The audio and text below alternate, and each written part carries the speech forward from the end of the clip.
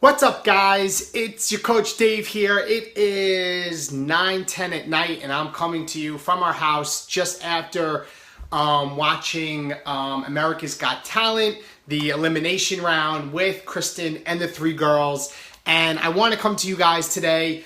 I know it's a little later. I know a lot of times I do my live videos and it is early, usually early in the morning after I work out, but something that really struck to me, and I want to share a little bit of a story, is a message about, are you a public success and a private failure? And what I mean by that is that I think so many people early in our life, or maybe in our 20s, when we start out in our careers, we're working and working and working and working, and we're super successful in our careers and super successful in anything we're trying to achieve when it comes to our work or our entrepreneurship, or super successful in the employer that we're working with.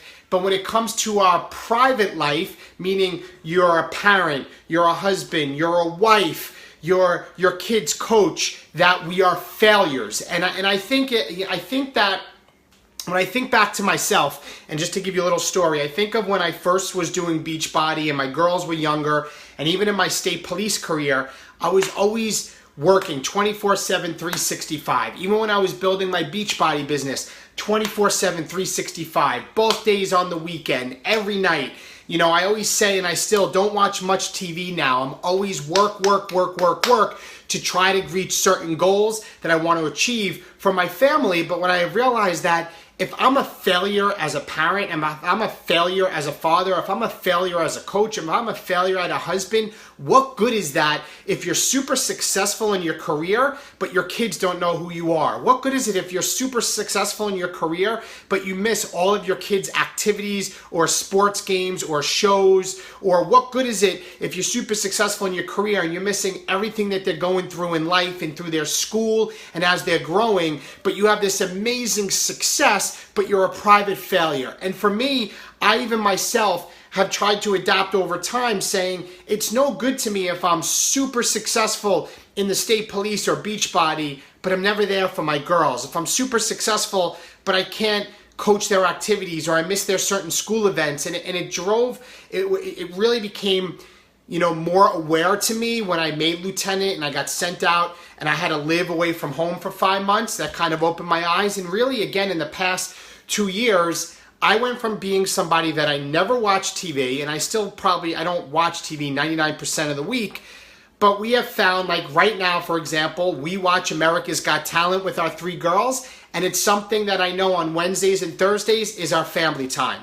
I also know on the weekends, I try to shut down business. I used to work 7 days a week, 365, but I really try to, mostly on Saturdays, and my team even knows that I try to disconnect. I try to hang at the pool with my girls. We try to, we went hiking 2 weeks ago. We hang at the pool. We'll go out to dinner. I play Frisbee in the yard with Sadie. In this past spring into summer, I coached my oldest daughter Cassidy's softball team, and we won the championship game. And those are the memories I want to remember, and those are the memories I want to create, is with my kids and with my spouse and with my family. And I want to just challenge all of you guys that are building businesses or are other coaches or in your career. Like, it does no good if you're super successful, in public in your careers, but at home it's a disaster. At home, your kids never get to see you. At home, your spouse never sees you. Because I tell you right now, I wouldn't, I have no desire to achieve the greatest goals that I have and to come home and be divorced and never know, and my kids don't know who I am. And I see in a lot of people's careers that they're never present. They're never around. Work is number one, and they'll claim that family is number one, but really work is number one and family becomes second. And what good is it, I feel, that if you're so successful that you have no family when you're left, because your whole life has been about your public success and your career and the recognition that you want as you're growing through whatever the levels are, whatever career that you have. So for me, I've been wanting to share this message for a couple of days because some people said to me, "Oh my God, David, I can't believe I did a post last week. You watch TV?" And I'll be honest, I really don't watch TV. I'm a New York Mets baseball fan. I probably haven't watched one complete game, probably no more than like 3 innings this entire baseball season, because I'm grinding and I'm hustling, I could tell you 99.9% of the week. But on the weekends, on one day of the weekend, Saturday, and on 2 nights a week, I make sure that I'm taking some time and putting stuff down, the computers, the phones, and I'm with my girls. Or I'm coaching their sports activities, I'm with them. Tonight, Sadie had ice hockey, so I went and watched her play for an hour and 15 minutes. And, you know, what I realized is that I wasn't always that way. So I ask you to self-audit yourself in your life and see what you're doing. See if you're in a job that's taking away from what's most important, which is your family, your spouse, your kids, and those closest to you. And also ask yourself, are you constantly waking up each and every day so focused and driven to reach a certain goal in your career, which is okay, but are you forgetting about what's most important, which is the people that are at home under the roof that you live in? And there has to be the work-life balance. So you need to be 120% in both areas. And it was something that I had to, that I had to evolve to, because I'm somebody that can't sit still and I'm always working, and I've been that way since a kid. I'm very mission oriented. I want to reach a goal. I want to achieve the hardest level or whatever it is and be successful because I'm driven that way. But I realized that my 3 daughters and that Kristen are my number one priority. And I think that a lot of people lose focus as they start building success in their careers, and so many end up in divorce and end up with marital problems and end up with their kids are craving their attention, craving to see them, missing things at school. And it does no good to have a broken family, but you're super successful. You're a public success, but you're a private failure. So it's never too late. With a post I did a couple days ago, it's never too late to hit the reset button in your life. It's never too late tomorrow. We all have the choice to have a fresh canvas and paint the picture of what we want in life. It's a choice. So I ask you to look at what's most important to you, what should be those closest to you, to your family and friends, to your health.